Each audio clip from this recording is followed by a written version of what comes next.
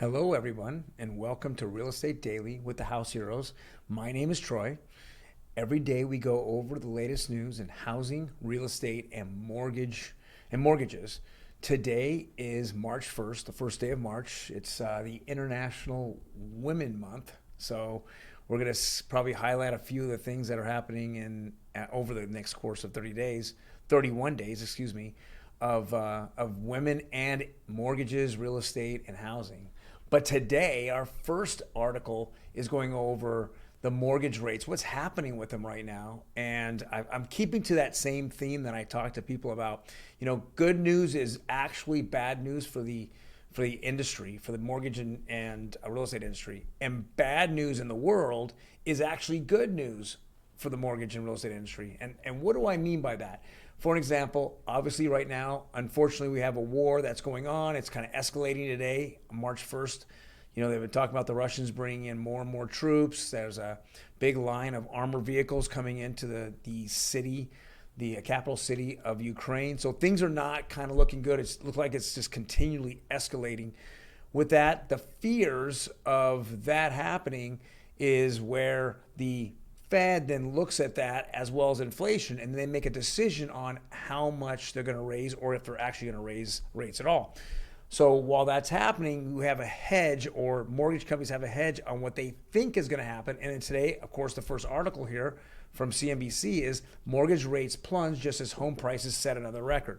So they're plunging because they're feeling the Fed is not going to tighten, or not going to increase the rates, the overnight rates, as much as 50 or even 75% basis points. They're going to do a lot less. I hope they do 25% because we are really headed towards hyperinflation here.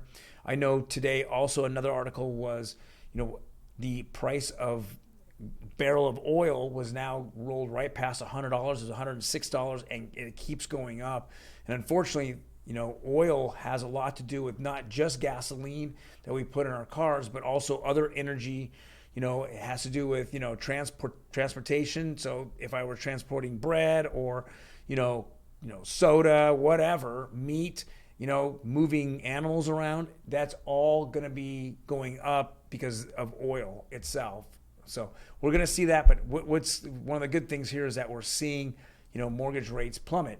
Next is with inflation in Ukraine, Powell must thread the needle on Capitol Hill this week to calm markets. So he's actually the one, and actually the meeting is going to happen on the 13th, March 13th and 14th. So that's actually the time they're going to make a decision whether they're going to, raise interest rates.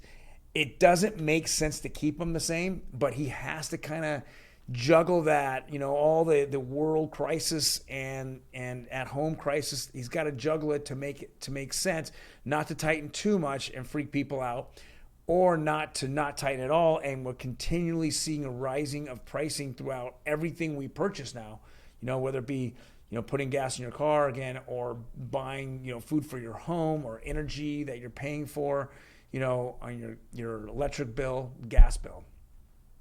Next article is with Housing Wire. It says foreign purchase of asset-backed securities are on the rise. So we're starting to see outside, foreigners buying back into the United States. I know it's even tough at this point because there's just not enough inventory, but we're starting to see that rise coming in. And I see here, Japan is probably the most people that are coming in that are purchasing, and then Taiwan is second.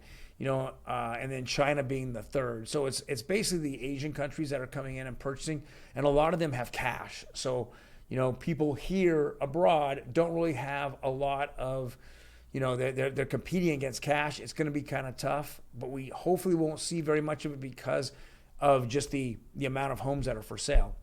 And then lastly, going over the rates themselves. So again, these are rates as of February 28th.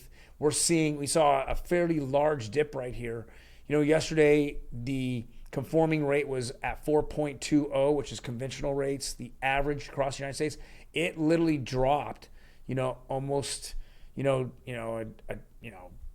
dropped 0.09. Wow, that's big. That's huge. Also, 30-year FHA rates dropped, 0.15 to down to 4.11%. that's huge as well. If you're out there and you're thinking about locking in a loan, I would definitely consider it next few days.